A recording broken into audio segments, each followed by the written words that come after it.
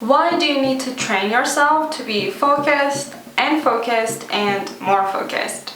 Do you want to take action on your goals? Well, if yes, then you're in the right place, because in these 3 video series, I'm going to teach you how I did it and how you can too. But remember, this is an important topic, so make sure you're fully present and actively listening to the next 9 to 10 minutes. Hey lovely people, welcome back to my channel and this video series about taking action on your goals. I know so many people that want to change their life and change themselves, but they don't exactly know where to start. And my purpose is to give you this roadmap to follow and hopefully take action on your goals. In the second episode, we are going to get more practical and talk about the tools and the ways that you can use to get focused. Because guess what? If you want to do something and you feel that you don't have the energy to do it, and you think you don't have the energy to do it, one of the most important things that will help you get out of that situation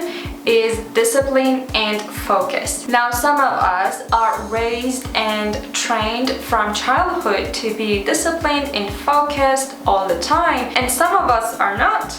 Personally, I'm in the middle, so I need to train my brain and my mind to get focused when I needed it. And let's be honest, we have 100 distractions around us, so it's pretty easy to get distracted. And recently, I've been reading a book called Hook. In that book, the author basically explains how these apps and social media platforms use psychology to get us distracted. And when I was reading it, I was like, wow, if everyone knew that this is how it works, they could counteract and create a healthy relationship with these distractions. And I also highly recommend reading this book called Make Time. It's amazing. But now we're going to learn how to train your mind to focus. I'm sure you already know how important habits and rituals are. Honestly, as much as I love being in the flow and living by the moment, having solid routines and rituals is a game changer. For example, I have this habit of liking the videos I watch and commenting about the favorite part of them. And I think you need this habit in your life too. Yeah. And some days I just fell out of the routines intentionally. Other days, the routine is what gets me focused. Yes, we are creating a focusing ritual for ourselves. The first step is to find the best time. And this time is the best because you are the most focused version of yourself in that time. And it's totally different for everyone. For me, sometimes it's between 10 a.m. to 2 p.m. and some days it's from 6 p.m. to 10 p.m. And it depends on how the day goes and what I want to do on that day. And I don't put the pressure on myself to follow a strict rule and follow a strict routine every day, that I can enjoy the flow of life. In this step, you need to find or create a spot that is dedicated to focusing. And that's because our mind recognizes the specific spots that you do specific actions in them. For example, if you sit in the driver's seat, your mind automatically remembers and knows that you're going to drive and you need to get focused on driving. So you're not used to scrolling on Instagram, right? Or when you come across valuable content on social media, you are used to share that content with your friend because you want them to know this stuff as well. So when you create a space for yourself to just study or work there, you are training your mind like a little puppy. It's like, oh, okay, we're at this desk, so that means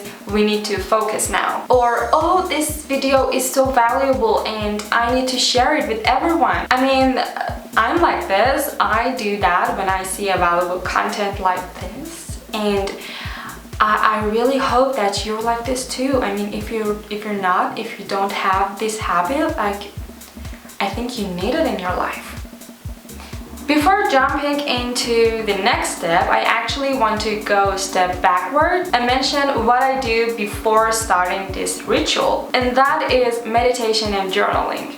No surprise. When you meditate and journal, you basically take control of your mind and you can think about what you want to think. If on that day I want to work on the 10 to 2 p.m. Section, I will do my morning meditation, like for example at 9:30, and journal until 10, and then I will start this ritual. Or if I want to work from 6 to 10 p.m., I will do my second meditation, for example at 5:30, and journal before I start working at 6. So you might get why I meditate, but why journaling? Because I think that's different for everyone. I mean, you may not get the results that I get from journaling, but for me is that when I journal, I can somehow pull the thoughts out of my brain, all the distracting and annoying thoughts off my brain, and then put them on the paper, and then when I close the journal, it's gone. Like, I feel my mind is clean now. So that's why I love journaling before working or studying. And I literally write about my day or the things, the random things that are flying around my mind. And if you want to learn meditation on a whole another level and you want to do it right now for free, yes, for free, I have a code that gives you a free access to the Mindspo meditation course. Yes, the best meditation course in the whole world. And by the way, it's not an affiliate link, so yeah, I just use this link and then they give me the permission to share it with you guys as well. So definitely check it out. I will link it somewhere right here. I still haven't figured it out, like where is it, like here or here? Yeah. And I will put the link of the video and the course in the description box as well. So when you find the right time and the right spot, the next thing is your phone. Yes, your phone.